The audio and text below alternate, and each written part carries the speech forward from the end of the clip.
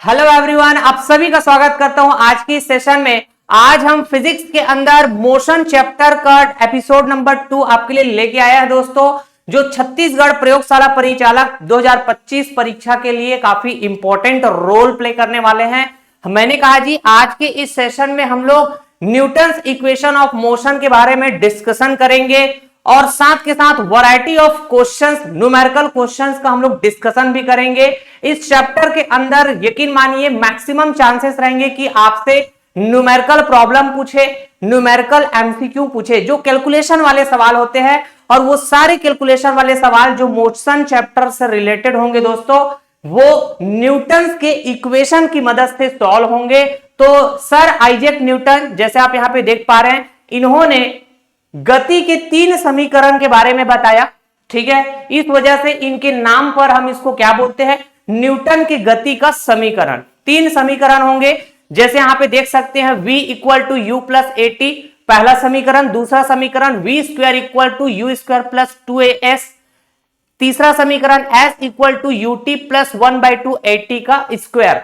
और इन्होंने यह भी बताया कि v क्या है, u क्या है, a क्या है, t क्या है, s क्या है। जैसे कि यहां पे आप देख सकते हैं, u इनिशियल वेलोसिटी है, प्रारंभिक वेग है, v फाइनल वेलोसिटी है, अंतिम वेग है, a एक्सेलरेशन है जिसको हम त्वरण के नाम से जानते हैं, t टाइम को बताएगा, समय कहेंगे, s डिस्प्लेसमेंट को बताएगा जिसको हम विस्थापन के नाम से जानेंगे। ठीक है जी, तो विस्थापन क्या होता है, एक्सेलरेशन क्या होता है, वेलोसिटी क्या होता है, हम बेहतरीन तरीके से सीख के रखे हुए हैं एपिसोड नंबर 1 में। मैं थोड़ा सा आपको क्विक रिवीजन प्रोवाइड कर देता हूं distance, displacement, speed, velocity, acceleration का। उसके बाद मैं वापस न्यूटन इक्वेशन ऑफ मोशन में आऊंगा।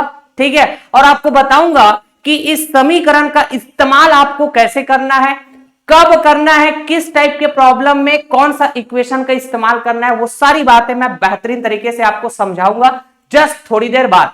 थोड़ा सा मैं आपको क्विक रिवीजन प्रोवाइड कर देता हूं और साथ के साथ कुछ इंपॉर्टेंट पॉइंट भी एड ऑन करते चलूंगा जो काफी हेल्प करेगा न्यूटन इक्वेशन ऑफ मोशन को अप्लाई करने में। ठीक, जैसे कि हमको जानना चाहिए, याद रखना चाहिए इन बातों को कि दूरी एक अदिश राशि होता है, distance is a scalar quantity.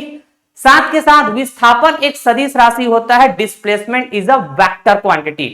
हमेशा ध्यान में रखेंगे कि जितने भी अदिश राशि होंगे वो हमेशा पॉजिटिव होंगे भाई साहब। ठीक है, मतलब दूरी की वैल्यू हमेशा पॉजिटिव देखने को मिलेगा। अगर हम सदिश राशि की बात करें, जितने भी सदिश राशि होंगे, वेक्टर क्वांटिटी होंगे, उसकी वैल्यू पॉजिटिव हो सकता है, साथ के साथ जीरो भी हो सकता है। ठीक है, और अगर हम कहें निगेटिव तो बिल्कुल हो सकता है। मतलब अगर हम डिस्प्लेसमेंट की बात करें तो ये पॉजिटिव, जीरो, निगेटिव तीनों पॉसिबल है। ठीक है, और हम समझ भी चुके हैं एपिसोड नंबर 1 में। और दूरी की बात करें तो हमेशा पॉजिटिव होंगे। ठीक है, दूरी की वैल्यू कभी जीरो नहीं होगा और नहीं निगेटिव होगा। अगर कोई बॉडी, अगर कोई गतिमान वस्तु, मूविंग बॉडी मोशन किया है, गति किया है, तो कुछ ना कुछ दूरी की वैल्यू होगी और वो हमेशा पॉजिटिव होंगे। लेकिन डिस्प्लेसमेंट, विस्थापन, ये पॉजिटिव भी हो सकते हैं, जीरो भी हो सकते हैं, निगेटिव भी हो सकता है ना। ऐसे सवाल आपको वन लाइनर सवाल पूछे जा सकते हैं भाई साहब, ध्यान रखेंगे। इसके अलावा दूरी का एसआई मात्रक कहें चाहे विस्थापन का एसआई मात्रक कहें, दोनों सेम होते हैं, मीटर के बराबर होता है दोस्तों। और हमेशा ध्यान रखेंगे कि दूरी की जो वैल्यू है ये विस्थापन के या तो बराबर होंगे या फिर विस्थापन से बड़ा होंगे। ठीक है क्या, डिस्टेंस इज ग्रेटर देन और इक्वल टू डिस्प्लेसमेंट, हमेशा ध्यान रखेंगे। इसके बाद हम लोगों ने डिस्कस किया हुआ था स्पीड और वेलोसिटी के बारे में। स्पीड जिसको हिंदी में हम चाल या गति के नाम से जानते हैं दोस्तों, स्पीड एक स्केलर क्वांटिटी है, अदिश राशि। ठीक, वेलोसिटी की बारे में बात करें तो ये वेक्टर क्वांटिटी होता है, मतलब स्पीड का वेक्टर वर्जन वेलोसिटी होता है, वेग एक सदिश राशि होता है। ठीक सर, यहां भी हम बोल सकते हैं क्या कि जो स्पीड होगा ये ऑलवेज पॉजिटिव होगा, स्पीड की वैल्यू ऑलवेज पॉजिटिव। हाँ बिल्कुल, लेकिन अगर हम वेलोसिटी के बारे में कहें तो वेलोसिटी की वैल्यू पॉजिटिव हो सकते हैं, यस, जीरो हो सकते हैं, बिल्कुल पॉसिबल है। सर निगेटिव हो सकते हैं क्या, हाँ निगेटिव भी हो सकते हैं। जितने भी वेक्टर क्वांटिटी होते हैं भाई साहब वो पॉजिटिव, नेगेटिव, जीरो तीनों हो सकते हैं, लेकिन जो स्केलर क्वांटिटी अदिश राशि होते हैं वो हमेशा पॉजिटिव होंगे दोस्तों।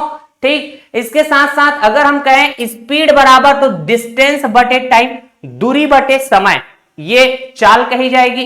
वेलोसिटी बराबर डिस्प्लेसमेंट बाय टाइम, विस्थापन बटे समय, ये वेग कही जाएगी। साथ के साथ हमेशा ध्यान में रखेंगे कि जो चाल है ये वेग के बराबर होंगे या फिर वेग से बड़ा होंगे। Speed is always greater than और इक्वल टू वेलोसिटी। साथ के साथ स्पीड का एसआई मात्रक और वेलोसिटी का एसआई मात्रक बिल्कुल सेम होते हैं, मीटर प्रति सेकेंड, हमेशा ध्यान में रखेंगे दोस्तों। फिर फाइनली हम लोगों ने स्ट्रेट लाइन मोशन के बारे में भी सीखा और एक्सेलरेशन सीखा था। ठीक है जी, तो स्ट्रेट लाइन मोशन जिसको हम कहेंगे कि बिल्कुल सीधे सीधे मोशन करना, जैसे कि एक स्ट्रेट रोड है, एक सीधी सड़क है, इसमें कार चल रही है, तो इसको हम कहेंगे स्ट्रेट लाइन मोशन, जिसको आप बोल सकते हैं सरल रेखी गति। तो इसमें हम लोगों ने प्रूफ भी किया था एपिसोड नंबर 1 में, और काफी इंपॉर्टेंट रिजल्ट है ये 2 रिजल्ट हमने प्रूफ भी किया था, क्वेश्चन के माध्यम से आपको दिखाया था कि for a straight line motion distance and displacement are same, दूरी तथा विस्थापन समान होंगे, बराबर होंगे। कौन से कंडीशन में? स्ट्रेट लाइन मोशन के कंडीशन में। वैसे तो दूरी और विस्थापन है तो अलग अलग बातें, लेकिन स्ट्रेट लाइन मोशन की कंडीशन में डिस्टेंस एंड डिस्प्लेसमेंट आपस में बराबर होंगे भाई साहब। वैसे ही एक सरल रेखीय गति के लिए, स्ट्रेट लाइन मोशन के लिए स्पीड एंड वेलोसिटी भी आपस में सेम होंगे, बराबर होंगे, समान होंगे। ठीक है क्या? अच्छा, अब फिर एक्सेलरेशन के बारे में भी थोड़ा सा हम रिवीजन कर लेते हैं। एक्सेलरेशन क्या होता है जी? मैंने कहा जी कोई मूविंग ऑब्जेक्ट है जो अपने वेलोसिटी में बदलाव लाएगा समय के साथ, तो इसका मतलब वो मूविंग ऑब्जेक्ट एक्सेलरेट हो रहा है। ठीक है, अच्छा, acceleration is the rate at which velocity changes with time. त्वरण वह दर होती है जिस पर समय के साथ वेग बदलता है। तो वेलोसिटी में बदलाव होना, इसका मतलब क्या समझे? हमने कहा जी वेलोसिटी वेक्टर वर्जन होता है स्पीड का। मतलब आप जैसे कहा कि 10 मीटर पर सेकेंड स्पीड के साथ कोई ऑब्जेक्ट इस पर्टिकुलर डायरेक्शन में मोशन कर रही है, तो आपने स्पीड के साथ डायरेक्शन भी बताया, तो आपने कंबाइन फॉर्म में वेलोसिटी के बारे में बता रहे हैं क्या? हाँ सर, बात तो सही है। तो वेलोसिटी में बदलाव आना, इसका मतलब या तो स्पीड में बदलाव, या फिर डायरेक्शन में बदलाव, या फिर दोनों में बदलाव।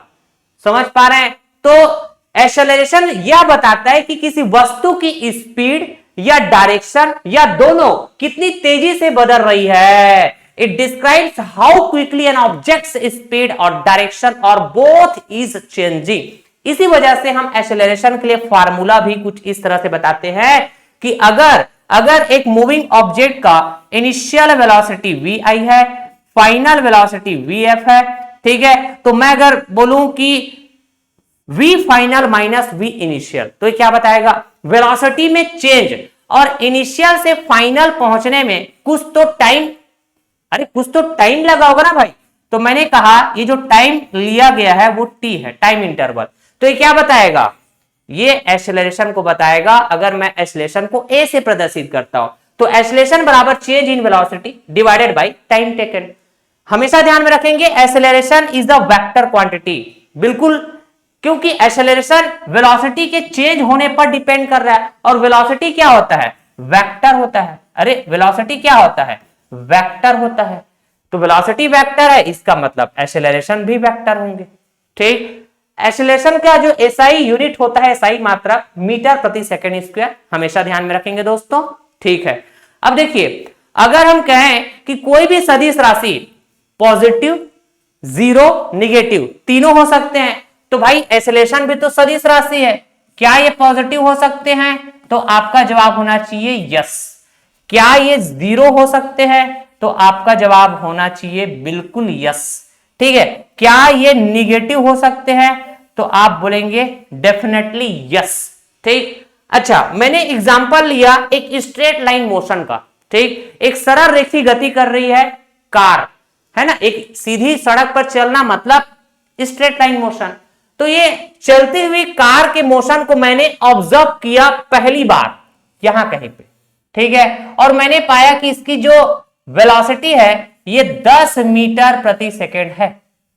पहली बार ऑब्जर्व किया और ये आगे चलता रहेगा, है ना। अच्छा, फिर मैंने कहा जी 5 सेकेंड बाद फिर से अगली बार मैंने ऑब्जर्व किया यहां कहीं पे, और मैंने पाया कि इसकी जो वेलोसिटी है ना इसमें बदलाव देखने को मिला। और बदलाव कैसे हुआ? 10 से 15 हो गया भाई साहब, 10 से 15 हो गया, 10 से 15, ठीक है, 15 मीटर प्रति सेकेंड। तो वेलोसिटी में बदलाव कैसे पता करेंगे, कितना बदलाव हुआ है? तो आप बोलेंगे फाइनल वेलोसिटी माइनस का इनिशियल वेलोसिटी, डिवाइड कर देंगे जो समय लिया गया है 5, ठीक। तो आप कहेंगे यही तो एक्सेलरेशन देगा, त्वरण बताएगा, ठीक है क्या। तो आप बोलेंगे 15 माइनस 10 5, 5/5 क्या हो जाएगा? 1 हो जाएगा क्या, ठीक है सर। तो ये 1। अब देखो ये मीटर प्रति सेकंड में था वेलोसिटी जो है, और टाइम किस में? सेकंड में। तो ये सेकंड और सेकंड आपस में गुणा होकर सेकंड का स्क्वायर हो जाएगा। तो इस तरह से ये मीटर प्रति सेकंड स्क्वायर इसका मात्रक हो जाएगा, हाँ कि ना। अब यहां पे कुछ नहीं, मतलब पॉजिटिव है क्या? ये +1, ठीक है। तो आपने कहा जी एक्सेलरेशन की वैल्यू +1 मीटर प्रति सेकंड स्क्वायर। तो एक्सेलरेशन पॉजिटिव आया क्या? ठीक है। और कुछ एग्जांपल के थ्रू हम लोग समझने का प्रयास करते हैं। मैंने कहा जी फिर से ये चलती हुई कार है जो स्ट्रेट लाइन मोशन कर रहा है, और स्ट्रेट लाइन मोशन की कंडीशन में चाहे स्पीड कहिए चाहे वेलोसिटी कहिए, दोनों सेम बात है, जानते हैं हम लोग, एपिसोड नंबर 1 में डिस्कस करके रखे भी हुए हैं, मैंने रिवीजन भी कराया। तो मैंने कहा जी मैंने पहली बार ऑब्जर्व किया और इसकी वेलोसिटी पाया कितना? 10 मीटर प्रति सेकंड, ठीक। और 5 सेकंड बाद फिर से मैं अगली बार ऑब्जर्व किया और मैंने पाया कि इसकी वेलोसिटी में कोई बदलाव नहीं हो रहा है, पहले भी 10 बाद में भी 10। समझ पा रहे हैं क्या? तो वेलोसिटी में कोई बदलाव नहीं हो रहा है, मतलब एक्सेलरेशन पिक्चर में आएगा क्या? नहीं आएगा, क्योंकि वेलोसिटी में बदलाव होने के कारण एक्सेलरेशन पिक्चर में आता है। यहां पे वेलोसिटी में कोई बदलाव नहीं हो रहा है, चेक करके देख सकते हैं आप। ऐसे कैसे? Mathematically final velocity minus initial velocity divided by लिया गया समय। एक्सेलरेशन की वैल्यू क्या आएगा बताइए? तो आप कहेंगे जी एक्सेलरेशन की वैल्यू यहाँ पे 0 आएगा, 0 मीटर प्रति सेकंड स्क्वायर। समझ पाए? तो आपने यहां पे पाया कि सर एक्सेलरेशन की वैल्यू ना 0 आ रहा है, 0 मीटर प्रति सेकंड स्क्वायर। पॉसिबल हुआ 0, हाँ कि ना। पॉजिटिव वैल्यू भी पॉसिबल, 0 वैल्यू भी पॉसिबल। अच्छा, एक और एग्जांपल देख लेते हैं निगेटिव वाला। और निगेटिव कब आएगा? ऑब्वियस सी बात है, वेलोसिटी में कमी देखने को मिलेगा। यहां पे वेलोसिटी में इंक्रीमेंट, वृद्धि देखने को मिला, यहां वेलोसिटी में कोई बदलाव नहीं हुआ। अब हम देख लेते हैं वेलोसिटी में कमी। जैसे कि मैंने कहा पहली बार ऑब्जर्व किया, मतलब इनिशियल बात किया, मैं ये पाया कि वेलोसिटी जो है ना 10 मीटर प्रति सेकंड, ठीक। अब मैंने कहा जी 5 सेकंड बाद फिर से ऑब्जर्व किया यहां कहीं पे, तो मैंने पाया इसकी वेलोसिटी में कमी, ठीक है। 10 से 5 हो गया भाई साहब, 5 मीटर प्रति सेकंड। वेलोसिटी में चेंज हुआ ना, तो डेफिनेटली एक्सेलरेशन पिक्चर में आएगा। कैसे बताया जाएगा? Final velocity minus initial velocity divided by लिया गया समय। तो ये कितना आएगा बताइए? 5 माइनस 10 -5 डिवाइडेड बाई 5, तो क्या आएगा? -1। -1 आएगा कि नहीं आएगा बताइए? -1 मीटर प्रति सेकंड स्क्वायर। ये हुआ एक्सेलरेशन। एक्सेलरेशन की वैल्यू निगेटिव आया क्या? हाँ सर, बात तो सही है, एक्सेलरेशन की वैल्यू निगेटिव आया भाई साहब, -1 मीटर प्रति सेकंड स्क्वायर। समझ पाए? तो अब यहां पे देखो, ये सब तामझाम करने का कारण क्या था, मैं बताता हूं आपको। ये सब तामझाम करने का कारण ये था, मुझे समझाना था आपको ये नेगेटिव एक्सेलरेशन। और इसी नेगेटिव एक्सेलरेशन को हम क्या बोलते हैं पता है? इसी नेगेटिव एक्सेलरेशन को हम बोलते हैं, यहां पे लिखवा देता हूं मैं आपको, एक्सेलरेशन की वैल्यू अगर नेगेटिव आता है, एक्सेलरेशन की नेगेटिव वैल्यू आता है, तो ये क्या बताएगा? ये बताएगा नेगेटिव वैल्यू रिटार्डेशन। मतलब हम एक्सेलरेशन की निगेटिव वैल्यू आने पे उसको हम क्या बोलेंगे, एक नाम देंगे रिटार्डेशन, जिसको हिंदी में हम बोलते हैं मंदन। समझ पा रहे हैं क्या? क्लियर है? और जब भी मंदन की बात होगी या फिर रिटार्डेशन बोला जाएगा, इसका मतलब आप समझ जाना, इसका मतलब आप समझ जाना कि जो वेलोसिटी है ये समय के साथ कम हो रहा है। समझ पा रहे हैं क्या? या फिर आप कहिए स्पीड समय के साथ कम हो रहा है। अरे यहां पे देखो ना, यहां पे समय के साथ ये जो वेलोसिटी है कम हुआ क्या? और एक सरल रेखी गति में चाहे वेलोसिटी कहिए चाहे स्पीड के बात देखिए, तो स्पीड भी कम हो रहा है, तो एक्सेलरेशन की वैल्यू निगेटिव आया, इसका मतलब हम क्या बोलेंगे, रिटार्डेशन हो रहा है मूविंग बॉडी का, मतलब मंदन हो रहा है। इसका मतलब वेलोसिटी में कमी हो रहा होगा या फिर हम कहेंगे स्पीड में कमी हो रहा होगा। ये बहुत इंपॉर्टेंट है, कई बार सवाल में ये लिखा रहता है, तो इसका मीनिंग आपको समझ में आना चाहिए। ठीक है जी, चलिए फाइनली हम लोग आज के हमारे टॉपिक में आ जाते हैं दोस्तों। फिर उसके बाद धड़ाधड़ सवाल सॉल्व करेंगे, देखना मजेदार तरीके से। Newton equation of motion, Newton की गति का समीकरण। सर आइजैक न्यूटन ने 3 समीकरण दिए थे गति का। पहला समीकरण v equal to u plus a t, दूसरा समीकरण s equal to u t plus 1/2 a t का स्क्वायर, तीसरा समीकरण v square equal to u square plus 2as। सबसे पहली बात तो ये समीकरण एकदम रटाया हुआ होना चाहिए, आपका रट्टा मार लो पहले, ठीक है, बढ़िया। या फिर आप बार बार प्रैक्टिस करेंगे, सवाल में अप्लाई करेंगे तो वो याद हो ही जाएगा, ठीक है, बढ़िया। मैंने कहा जी यहां पे u का मतलब है इनिशियल वेलोसिटी, प्रारंभिक वेग, ठीक है। v का मतलब है फाइनल वेलोसिटी, जिसको हम कहेंगे अंतिम वेग। a एक्सेलरेशन को बताएगा, t टाइम को बताएगा, s डिस्प्लेसमेंट को बताएगा। मतलब क्या समझे कि u अगर इनिशियल वेलोसिटी है प्रारंभिक वेग, तो t समय बाद है ना, जो वेलोसिटी है वो बदलकर v हो गया, u से v हो गया, तो v final velocity, u initial velocity. और इस दौरान जो भी मूविंग ऑब्जेक्ट है जिसके वेलोसिटी में बदलाव हुआ इस t टाइम इंटरवल में, ठीक है, तो भाई साहब डिस्प्लेसमेंट भी तो आएगा ना, बॉडी में डिस्प्लेस होगा बॉडी इस पर्टिकुलर टाइम ड्यूरेशन में, और टाइम ड्यूरेशन यहां पे t है। अब वेलोसिटी में बदलाव हो रहा है तो एक्सेलरेशन भी तो पिक्चर में आएगा, इसीलिए मैंने आपको रिवीजन कराया ताकि आपका कनेक्टिविटी वाला जो पार्ट है वो स्ट्रांग रहे, ठीक है, बढ़िया। तो एक सवाल पहले कर लेते हैं, उसके बाद फिर मैं आपको इस्तेमाल करना सिखाऊंगा। चलिए पहले समीकरण याद होना चाहिए, उस हिसाब से मैंने एक सवाल भी ले लिया। गति के समीकरण के संबंध में निम्नलिखित में से कौन सा गलत है, मतलब आपको समीकरण दिए हुए कौन सा गलत समीकरण है ये आपको छांटना रहेंगे। तो गति का जो पहला समीकरण होता है, देखो v equal to u plus a t, देखो ये दिया हुआ है क्या, हाँ सर दिया हुआ है, तो ये तो बिल्कुल सही बात है, हमको गलत को छांटना है। दूसरा समीकरण क्या होता है, विस्थापन बराबर आप बोलेंगे ut प्लस 1/2 at का स्क्वायर, ठीक है, ये भी दिया हुआ है क्या, हाँ सर दिया हुआ है, ये भी सही बात है, हमको गलत बात को छांटना है। एक समीकरण और बच गया, v square equal to u square plus 2as, ठीक है। तो अब देखो क्या मैं इस समीकरण को थोड़ा सा और दूसरे तरीके से लिख सकता हूं, ये थर्ड वाले समीकरण को कैसे सर, मैंने कहा v स्क्वायर को यहीं रखो, u को इधर ट्रांसफर करो तो माइनस में आ जाएगा, बराबर लिखेंगे 2as। अब देखो जरा v square minus you square बराबर 2as, ये भी सही बात है क्या, तो बच गया एक, ऑप्शन नंबर ए, ये गलत है। तो ऑप्शन के हिसाब से, सवाल के हिसाब से हमारा कौन सा ऑप्शन करेक्ट हो जाएगा, ऑप्शन ए करेक्ट हो जाएगा। समझ पा रहे हैं क्या? अब देखिए दोस्तों, जब इन समीकरण का हम इस्तेमाल करेंगे न्यूमेरिकल प्रॉब्लम सॉल्व करते समय, तो कुछ इंपॉर्टेंट बातें जो बार बार आपको सवाल में देखने को मिलते हैं जब आप सवाल प्रैक्टिस करने जाते हैं, तो पहला इंपॉर्टेंट बात या फिर आप पहला नोट पॉइंट ऐसा बोल सकते हैं कि कोई भी वस्तु विरामा अवस्था से गति करना प्रारंभ करती है, ठीक है, मतलब any object starts moving from rest position से मोशन करना स्टार्ट करते हैं। तो वैसे कंडीशन में हमेशा ध्यान में रखना कि हम प्रारंभिक वेग उस ऑब्जेक्ट का इनिशियल वेलोसिटी 0 बात करेंगे। क्यों सर?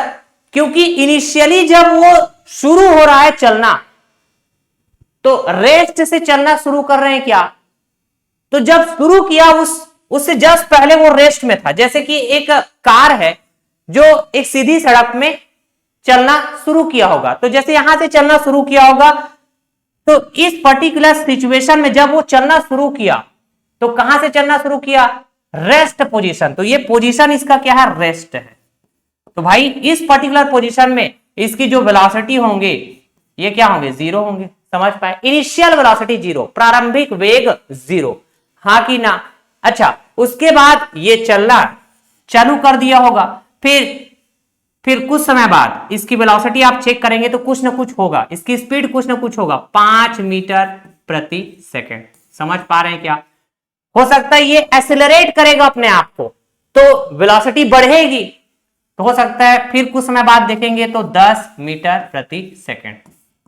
हो सकता है कि इसकी वेलोसिटी कुछ समय बाद कम हो, देखने को मिले, जैसे ब्रेकर आ गया या रास्ते में कुत्ता आ गया तो उसको कम करना पड़ेगा। समझ पा रहे हैं क्या? तो इस तरह से तो हमेशा ध्यान रखेंगे जब भी सवाल में लिखा हो कि object start moving from rest, विरामा अवस्था से गति करना प्रारंभ करते हैं, तो इनिशियल वेलोसिटी उस ऑब्जेक्ट का 0 लिया जाएगा। ये पहला इंपॉर्टेंट बात। ठीक है जी, बढ़िया। अब देखो, कोई भी वस्तु कुछ समय बाद रुक जाती है, ये दूसरा इंपॉर्टेंट पॉइंट है जिसको ध्यान में रखना होगा। जैसे कि ये कार है, ये कहीं ना कहीं से चलना चालू किए होंगे, हाँ सर। अब मैंने ऑब्जर्व किया उस टाइम पे, जिस टाइम पे ये चलना चालू किया, ठीक। एक ये हो सकता है, मैंने कहा जी ये चलते हुए आ रहा है और यहां पे पहली बार ऑब्जर्व किया, तो यहां पे कुछ ना कुछ इसका वेलोसिटी रहेगा ही। लेकिन अगर ये विरामावस्था से चलना शुरू किया होगा तो यहां पे मैं ऑब्जर्व करूंगा तो इसकी वेलोसिटी 0 होगी। समझ पा रहे हैं क्या? तो ये डिपेंड करता है कि आप पहली बार ऑब्जर्व कब कर रहे हैं, जब वो मोशन में आ चुका है तब कर रहे हैं, कि वो रेस्ट से जब चालू कर रहा है मोशन उस टाइम आप ऑब्जर्व कर रहे हैं। ये डिपेंड करेगा कि नहीं करेगा? हाँ सर। तो मैंने कहा जी ये रेस्ट पोजीशन से जैसे चलना चालू किया, ठीक है, यहां कहीं से जैसे चलना चालू किया होगा और चलते चलते चलते ये स्पीड पकड़ लिया है। क्लियर? तो स्पीड पकड़ लिया, यहाँ पे कुछ ना कुछ वेलोसिटी होगा, जैसे कि मैंने कहा जी 5 मीटर प्रति सेकेंड, ठीक है। उसके बाद मैंने कहा जी कुछ समय बाद इसकी स्पीड बढ़ गई होगी, ठीक है, मैंने कहा 10 मीटर प्रति सेकेंड। समझते जाइएगा, ठीक। फिर पता चल रहा है कि इसको कहीं पे रुकना है, होटल में खाना खाने के लिए, ठीक है, या फिर किसी ठेले में, पान ठेले में रुकना है। समझ पा रहे हैं ना? वैसे चीजों के लिए तो जो भी तो रुकना है तो इसको गाड़ी को रोकना पड़ेगा, ब्रेक लगाना पड़ेगा।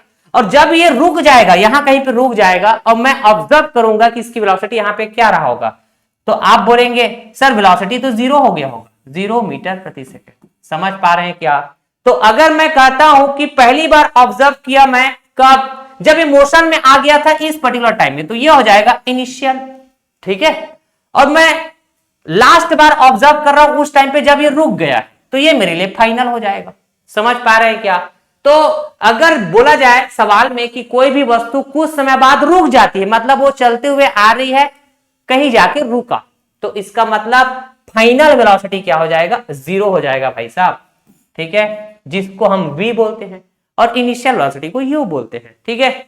तो हमेशा ध्यान रखिएगा, ये डिपेंड करेगा कि आपके लिए इनिशियल और फाइनल क्या है।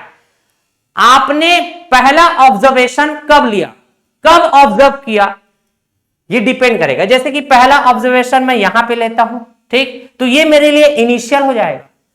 आखिरी बार ऑब्जर्वेशन मैं यहां पे लेता हूं तो ये मेरे लिए फाइनल हो जाएगा। मैंने कहा जी पहला ऑब्जर्वेशन यहां पे लेता हूं रेस्ट वाले पोजीशन पे, तो ये मेरे लिए इनिशियल हो जाएगा, ठीक है। और लास्ट ऑब्जर्वेशन मैं यहां पे लेता हूं तो ये मेरे लिए फाइनल हो जाएगा। समझ पा रहे हैं क्या? तो दो इंपॉर्टेंट बात ध्यान रखेंगे हमेशा।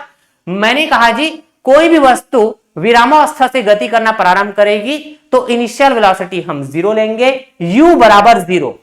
कौन से समीकरण में? ये न्यूटन की गति के समीकरण में, ठीक है जी, बहुत बढ़िया।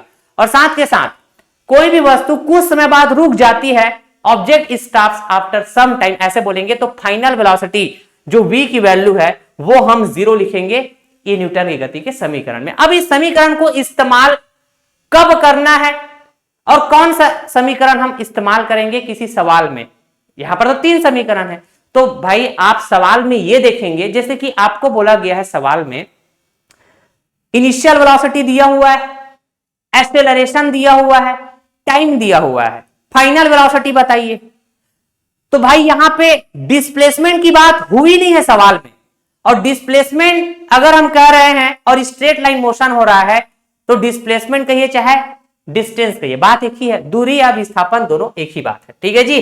तो अगर सवाल में विस्थापन की बात हो ही नहीं रही है, दूरी की बात हो ही नहीं रही है, तो भाई हम ये जिस इक्वेशन में s लिखा होगा, क्या इस इक्वेशन का इस्तेमाल करेंगे? नहीं करेंगे।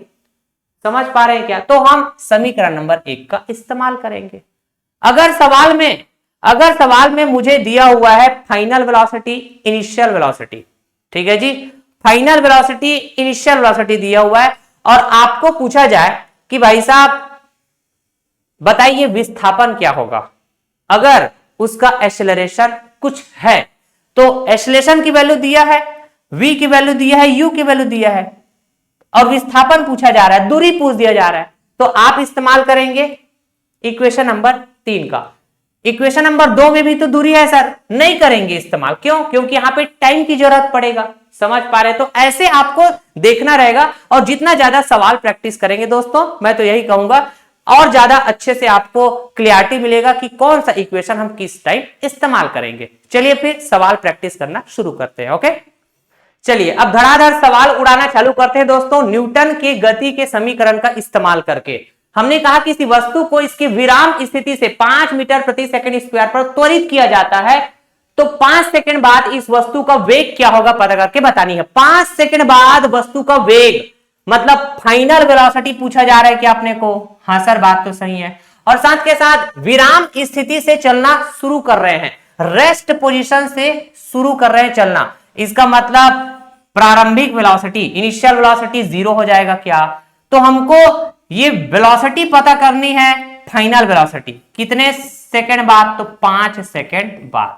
समझ पा रहे हैं? तो बताइए इनिशियल वेलोसिटी, फाइनल वेलोसिटी, और साथ के साथ ये टाइम, और सवाल में दिया हुआ है ये 5 मीटर प्रति सेकंड स्क्वायर, ये ए की वैल्यू है क्या? हाँ सर, बात तो सही है। तो यू ए टी वी कौन से समीकरण में होता है? पहला समीकरण में होता है क्या? आपने कहा जी v equals to u plus a t. Clear? इसमें जस्ट वैल्यू पुट कर दीजिए। आपने कहा जी प्रारंभिक वेलोसिटी 0 हो जाएगा, एक्सेलरेशन की वैल्यू 5 मीटर प्रति सेकंड स्क्वायर है, अच्छा टाइम की वैल्यू भी 5 है, तो कुल मिलाकर ये फाइनल वेलोसिटी हमको पता चल गया भाई साहब 25 मीटर प्रति सेकंड। समझ पाए? तो ऑप्शन बी करेक्ट हो जाएगा। सुपर तरीके से, बढ़िया। अब देखो, कोई कार विराम से नियत त्वरण 3 मीटर प्रति सेकंड स्क्वायर के साथ चलना शुरू करती है, तो मैंने कहा जी विराम से चलना शुरू कर रहे हैं, तो प्रारंभिक वेग इनिशियल वेलोसिटी 0।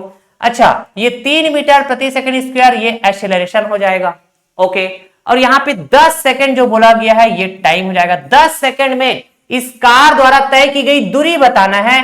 और देखो, एक कार सीधी सड़क पे चल रही है, मतलब स्ट्रेट लाइन मोशन, तो दूरी बोलिए चाहे विस्थापन बोलिए, बात एक ही है। मतलब हमको s की वैल्यू पता करनी है क्या? अब दूरी पता करना है तो हमारे पास 2 इक्वेशन होता है। एक इक्वेशन तो होता है s equal to u t plus 1/2 AT का स्क्वायर, हाँ कि ना? दूसरा क्या होता है? v square equal to u square plus 2as। ये 2 इक्वेशन होते हैं दूरी पता करने का, या फिर कहिए विस्थापन पता करने का। तो कौन सा इक्वेशन हम इस्तेमाल करेंगे? तो देखिए यार, टाइम दिया हुआ है क्या? हाँ सर, टाइम दिया हुआ है, इसका मतलब हम ये वाला इस्तेमाल नहीं करेंगे। समझ पा रहे हैं क्या? ठीक है, ये पहला वाला इस्तेमाल करेंगे। तो आपने कहा जी s इक्वल टू यू की वैल्यू 0 है, तो ये पूरा वैल्यू क्या हो जाएगा?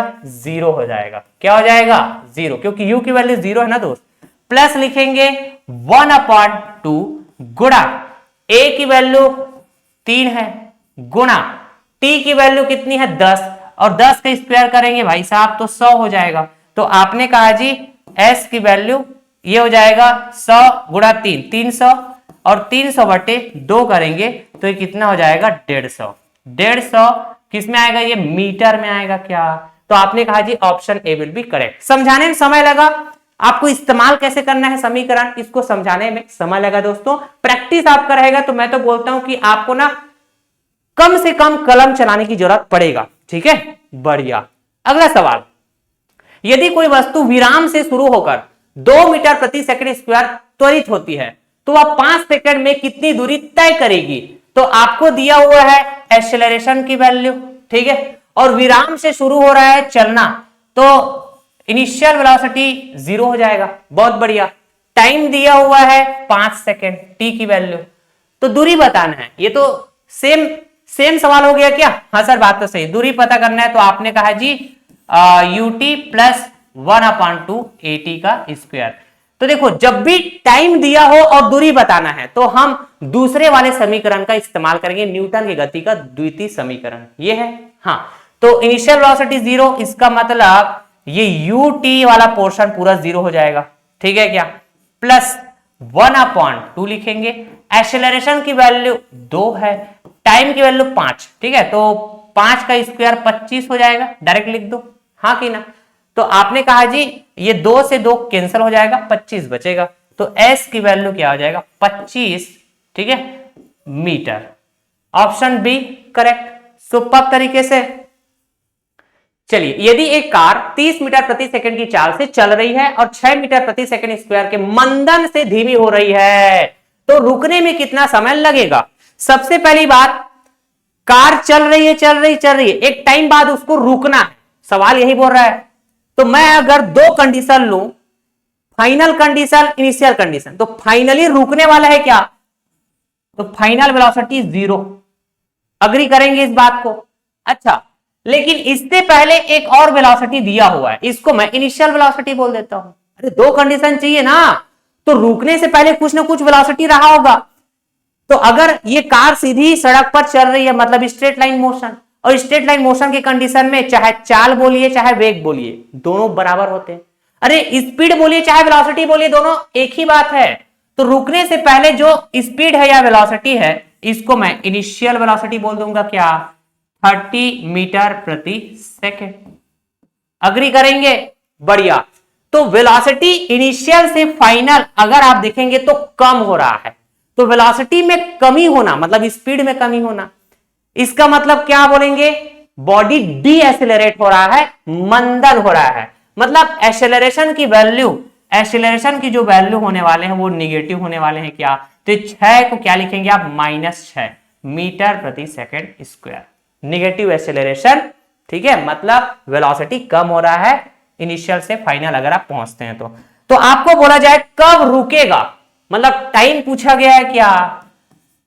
तो आप पहला इक्वेशन इस्तेमाल कर लेंगे क्या? पहला इक्वेशन जानते हैं ना sir, final velocity equals to initial velocity plus का ये एक्सेलरेशन फिर टाइम। ठीक, जो पता है उसको बस लिखना है। फाइनल वेलोसिटी 0 हो गया सर, बहुत बढ़िया। इनिशियल वेलोसिटी है 30 मीटर प्रति सेकंड। अब देखो यहां पे प्लस एक्सेलरेशन की वैल्यू -6 है, ठीक है सर, गुणा ये टाइम बतानी है, मतलब इनिशियल से फाइनल में पहुंचने का जो टाइम लगा है यही बतानी है क्या? ठीक है, बस फिर यहां से सॉल्व हो जाएंगे। आपने कहा जी ये 30 इधर आएगा तो माइनस का 30, इधर क्या हो जाएगा -60, तो माइनस से माइनस ये कैंसिल हो जाएगा, फिर 30/6 ये टी की वैल्यू, तो टी बराबर क्या हो जाएंगे 6 कम 6, 6 पंजे 30, 5 सेकेंड। यही हमारा आंसर हो जाएगा, option C will be correct. Super. चलिए, एक मोटरसाइकिल 5 सेकंड में 10 मीटर प्रति सेकंड से 35 मीटर प्रति सेकंड तक की चाल पकड़ लेती है। इस दौरान कुल कितनी दूरी तय की गई पता करके बतानी है, दूरी बतानी है। ठीक है, तो एक स्ट्रेट लाइन मोशन अगर आप मान के चलते हैं तो यहां पे दूरी का मतलब विस्थापन, दोनों एक ही बात होता है ना। वैसे ही स्पीड और वेलोसिटी का मतलब एक बात होता है, बराबर होते हैं ना वेलोसिटी और स्पीड आपस में स्ट्रेट लाइन मोशन के कंडीशन में। तो मैंने कहा जी एक मोटरसाइकिल सीधी सड़क में चल रही मतलब स्ट्रेट लाइन मोशन है।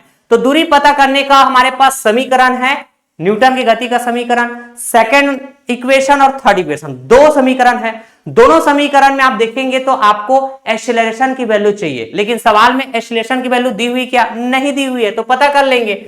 मैंने कहा जी ये पहले कंडीशन में जो वेलोसिटी है ये प्रारंभिक हो जाएगा, हाँ कि ना, और ये दूसरे कंडीशन में जो वेलोसिटी है ये फाइनल हो जाएगा, अंतिम वेलोसिटी। समझ पा रहे हैं? अच्छा, ये इनिशियल से फाइनल पहुंचने में जो टाइम लग रहा है वो 5 सेकेंड है क्या? हाँ सर, बात तो सही है। अब देखो एक्सेलरेशन पता करने का बेसिक सा फार्मूला क्या होता है। आपने कहा जी फाइनल वेलोसिटी लिखेंगे माइनस इनिशियल वेलोसिटी लिखेंगे डिवाइडेड बाय जो टाइम लिया गया है इनिशियल से फाइनल पहुंचने में 5 सेकेंड। ठीक, तो आपने कहा जी ये हो जाएगा 25/5।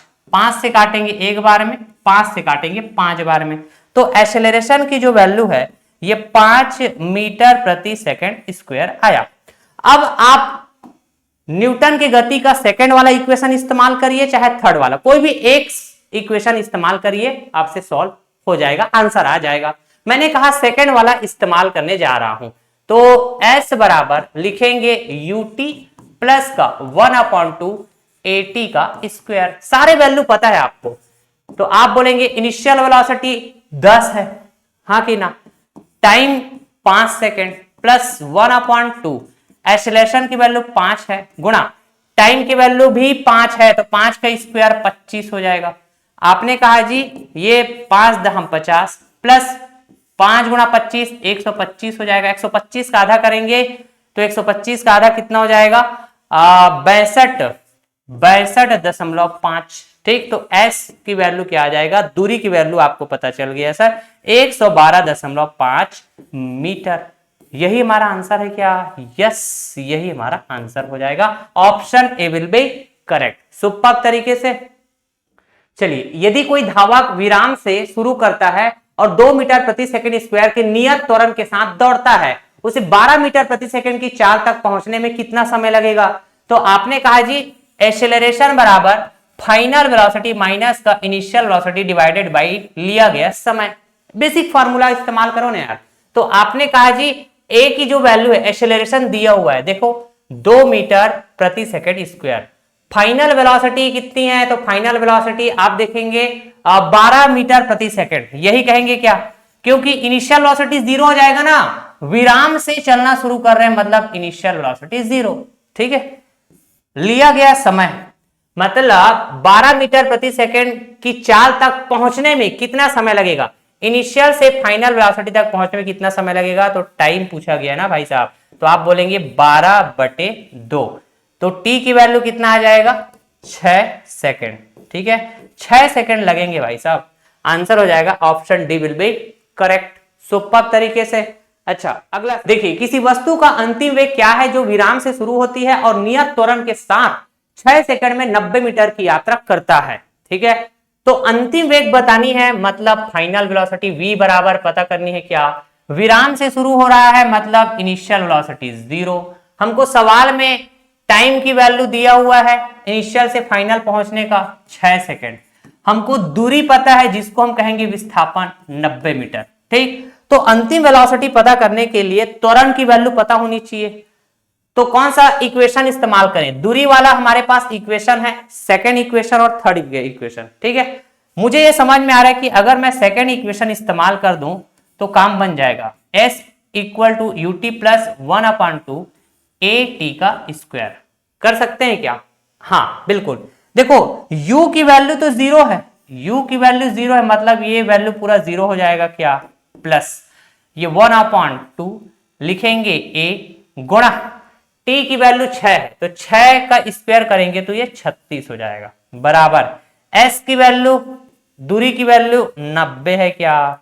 अब देखिए यार, मैंने कहा जी 2 से काटेंगे एक बार में, 2 से काटेंगे 18 बार में, फिर ये 18 90 के साथ डिवाइड हो जाएगा। मैंने कहा जी 90/18, तो ये क्या हो जाएगा? a की वैल्यू 18 से एक बार में कटेगा, 18 से ये 5 बार में कटेगा, तो a की वैल्यू हमने पता किया 5 मीटर प्रति सेकंड स्क्वायर। ये एक्सीलरेशन पता चल गया। अब मुझे पता करनी है अंतिम वेग। ठीक है, तो अंतिम वेग पता करनी है तो मैंने कहा पहला वाला समीकरण इस्तेमाल कर लो, v equal to u plus a t. ठीक है, तो आपने कहा जी u की वैल्यू 0 हो जाएगा, हाँ कि ना, ये 0 हो गया तो बच गया 80। a की वैल्यू 5 है गुणा t की वैल्यू, तो t की वैल्यू कितनी 6, तो सर पता तो चल गया ना, 5 6 का 30 मीटर प्रति सेकंड। ठीक है, तो ये हो जाएगा ऑप्शन सी करेक्ट हो जाएगा, option C will be correct super तरीके से। चलिए, यूनिट कन्वर्जन भी आपको आना चाहिए दोस्तों, क्योंकि ये न्यूमेरिकल प्रॉब्लम सॉल्व करते समय काफी इंपॉर्टेंट होता है कि आपको यूनिट कन्वर्जन आना चाहिए। मैं बेहतरीन तरीके से आपको कन्वर्जन सिखाऊंगा कि कैसे आप किलोमीटर प्रति घंटा को मीटर प्रति सेकंड में बदलेंगे, मीटर प्रति सेकंड को किलोमीटर प्रति घंटा में बदलेंगे। ठीक है जी, जनरली हमको एसआई मात्रक चाहिए होता है स्पीड का, अगर स्पीड की वैल्यू किलोमीटर प्रति घंटा में है तो उसको मीटर प्रति सेकंड में बदलने का होता है। ठीक है, लेकिन आपको यह भी आना चाहिए कि मीटर प्रति सेकंड को आप किलोमीटर प्रति घंटा में कैसे बदलेंगे। ठीक है, बेहतरीन ट्रिक समझाऊंगा, जिंदगी में कभी नहीं भूलेंगे, मैथ्स में भी काम आएगा दोस्तों, कभी आप मैथ्स पढ़ेंगे और भी डिफरेंट एग्जाम की तैयारी करेंगे उस समय। ठीक है जी, तो अगर मैंने कहा छोटी वैल्यू और ये बड़ी वैल्यू, तो पहले इसी को समझते हैं। मैंने कहा जी एक तरफ बड़ी वैल्यू लिखी हुई है और एक तरफ छोटी वैल्यू लिखी हुई है, सर इसका मतलब क्या हुआ? तो आप देखिए, ये मीटर और ये किलोमीटर, दोनों में बड़ी कौन? किलोमीटर बड़ी है, मीटर छोटी है, अग्री करेंगे? ठीक है सर। ये घंटा है, ये सेकंड है, दोनों में बड़ी कौन? घंटा बड़ी है और ये सेकंड छोटी है, यही कहेंगे। तो कुल मिला के किलोमीटर प्रति घंटा ये बड़ी वैल्यू, मीटर प्रति सेकंड छोटी वैल्यू, हाँ कि ना? अब देखिए 18/5, ठीक है, और यहां लिखा हुआ है 5/18, कौन बड़ी है भाई? कौन बड़ी वैल्यू है? दोनों में कौन बड़ी वैल्यू है? तो आप क्या बोलेंगे पता है? सर यहां पे 18 रोटी को 5 लोगों में बांटना है, यहां पे 5 रोटी को 18 लोगों में बांटना है, तो यहां पे ज्यादा हिस्सा आएगा इसके कंपेयर में, मतलब ये बड़ी वैल्यू है और ये छोटी वैल्यू है। अब इधर ध्यान से सुनना, मैंने कहा जी अगर आपको किलोमीटर प्रति घंटा में स्पीड चाहिए तो आपको 18/5 का गुणा करना पड़ेगा।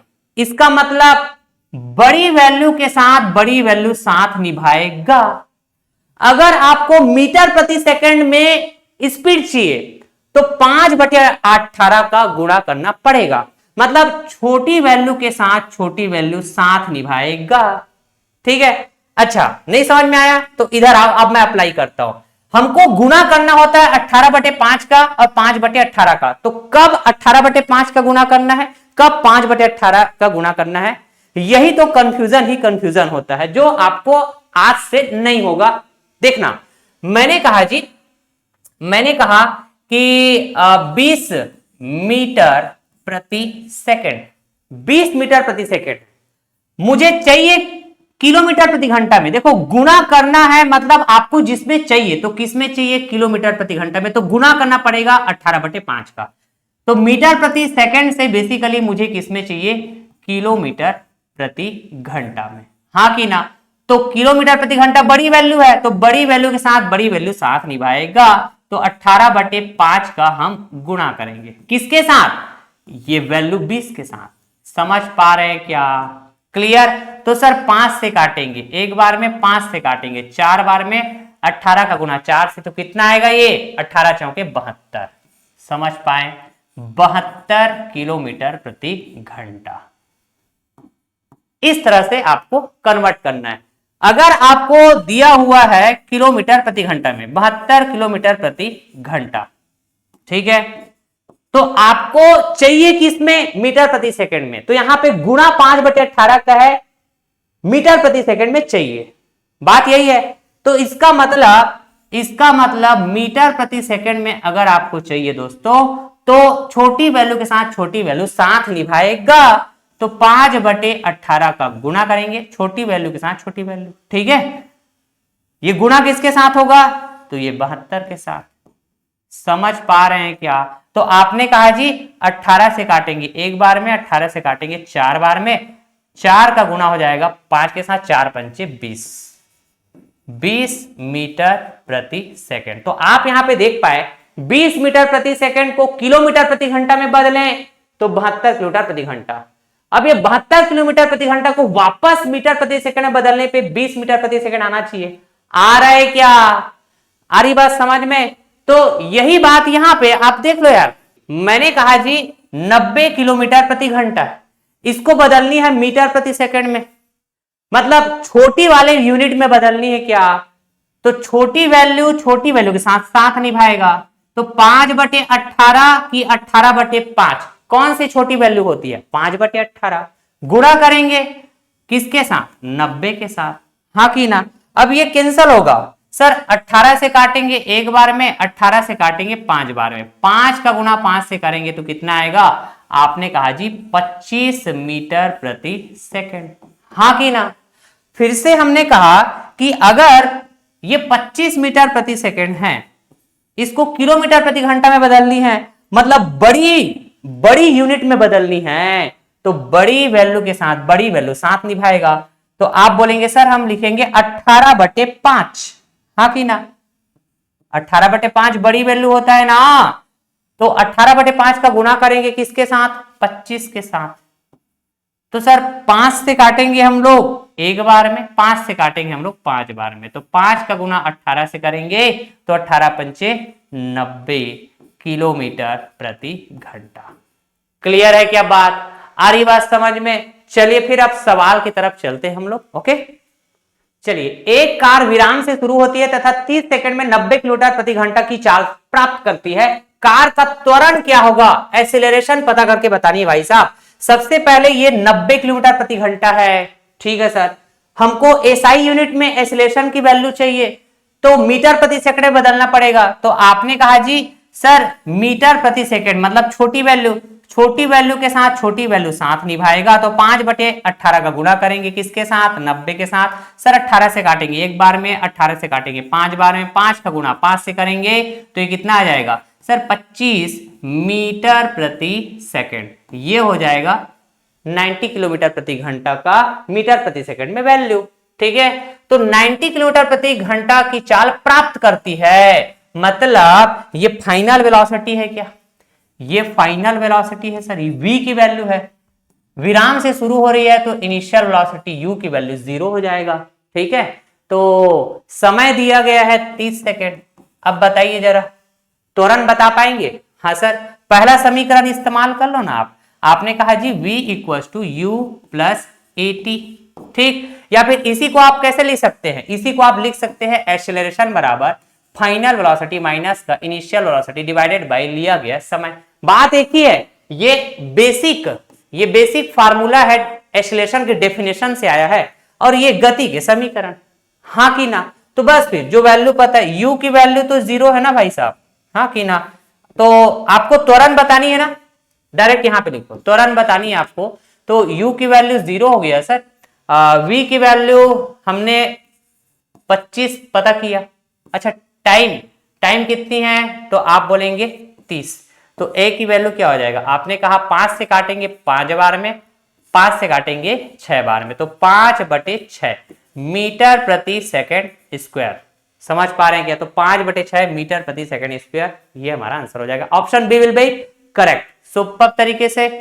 चलिए, यदि एक कार 72 किलोमीटर प्रति घंटा की गति से चल रही हो, वह 45 सेकंड बाद रुक जाती है, तो मंदन क्या होगा? मंदन का मतलब रिटार्डेशन, और रिटार्डेशन मतलब जो वेलोसिटी है, स्पीड है, कम होगा, है ना? अच्छा, मतलब कार की जो स्पीड है वो कम होते होते होते एक टाइम बाद रुक जाएगी, यही बात है क्या? तो इसका मतलब फाइनल वेलोसिटी अगर हम कहें तो 0 होगा, ठीक है। तो रुकने से पहले, वेलोसिटी 0 होने से पहले कार तो चल रही थी, तो भाई रुकने से पहले कुछ ना कुछ वेलोसिटी है जो 72 किलोमीटर प्रति घंटा दिया हुआ है, इसको मीटर प्रति सेकंड में बदलनी है। तो भाई साहब 5/18 का गुणा करेंगे, छोटी वैल्यू के साथ छोटी वैल्यू साथ निभाएगा, तो 72 के साथ गुणा करेंगे 5/18 का, 18 कम 18, 18 चौके 72, 4 का गुणा कर देंगे 5 से, तो ये हो जाएगा 20 मीटर प्रति सेकंड। तो ये हो गया मेरे पास इनिशियल वेलोसिटी, ठीक है क्या? अब वेलोसिटी में या फिर कहिए स्पीड में कमी देखने को मिल रहा है, हाँ कि ना? तो यहाँ पे जो एक्सेलरेशन की वैल्यू आप जैसे बेसिक फार्मूला का इस्तेमाल करिए, आपने कहा फाइनल वेलोसिटी माइनस का इनिशियल वेलोसिटी, ठीक है, डिवाइडेड बाय लिया गया समय। तो एक्सेलरेशन की वैल्यू डेफिनेटली निगेटिव देखने को मिलेगा क्योंकि वेलोसिटी में कमी हो रहा है ना भाई साहब, ठीक है। तो आपने कहा वेलोसिटी फाइनल 0, इनिशियल 20, लिया गया समय कितना सर? तो 45 सेकेंड, ठीक है। तो आपने कहा जी 5 से काटेंगे 4 बार में, 5 से काटेंगे 9 बार में, तो माइनस का 4/9, ठीक है, मीटर प्रति सेकेंड स्क्वायर। लेकिन जो आंसर है वो तो डेसिमल में आ रहा है, तो डेसिमल में सॉल्व कर दो, ठीक है, डेसिमल लगाइए, ये 40 हो जाएगा, ठीक है। तो आपने कहा जी 0.9 चौके 36, 9 चौके 36, फिर 9 चौके 36, तो इस तरह से मीटर प्रति सेकंड स्क्वायर, इस तरह से 0.44 आएगा। लेकिन ये किस में आएगा दोस्तों? ये किस में आएगा? माइनस में आएगा, निगेटिव। देखो कैलकुलेशन से भी समझ में आ रहा होगा, ये समझ पा रहे क्या? क्योंकि ये मंदन है ना, रिटार्ड हो रहा है, रिटार्डेशन। तो जस्ट वैल्यू बतानी है तो क्या बोलेंगे? 0.44 मीटर प्रति सेकंड स्क्वायर, ठीक है, ओके, ठीक है दोस्तों। तो ये रहा मोशन का एपिसोड नंबर 2 और इसी एपिसोड के साथ हमारा ये मोशन चैप्टर फिनिश हो जाता है, कंसेप्ट के साथ, प्रॉब्लम के साथ, एमसीक्यू प्रॉब्लम के साथ, ठीक है। और हमने बहुत सारा एमसीक्यू, हर वैरायटी के एमसीक्यू डिस्कस भी किए आज, है ना। न्यूमेरिकल प्रॉब्लम बेसिकली पूछे जाएंगे इस चैप्टर से दोस्तों, ठीक। तो आप बिल्कुल बिना स्किप किए दोनों एपिसोड विजिट कर लीजिएगा, प्लेलिस्ट बना हुआ है। फिर अगला जो हमारा लेक्चर आएगा उसमें हम अगला चैप्टर स्टार्ट करेंगे, I think work and energy या फिर ग्रेविटेशन से हम लोग स्टार्ट करेंगे। अगला जो चैप्टर होगा चैप्टर नंबर 3, ठीक है। तो आप हमारे टेलीग्राम चैनल को जरूर ज्वाइन कर लीजिएगा, इस वीडियो के डिस्क्रिप्शन बॉक्स में अवेलेबल है दोस्तों लिंक टेलीग्राम चैनल का। वहां से आपको ये क्लास पीडीएफ नोट्स मिल जाते हैं क्लास के बाद, जिसको आप डाउनलोड करके पढ़ सकते हैं, रिवीजन कर सकते हैं एग्जाम से पहले। तो अपने फ्रेंड सर्कल में भी शेयर करिएगा, वीडियो के लिंक को ज्यादा से ज्यादा शेयर करिएगा, जिससे कि ज्यादा से ज्यादा लोगों तक हमारी वीडियो पहुंच सके और उनको भी बेनिफिट हो सके। Till then thank you so much, I love you, tata bye bye, love you all, take care, जय हिंद दोस्तों।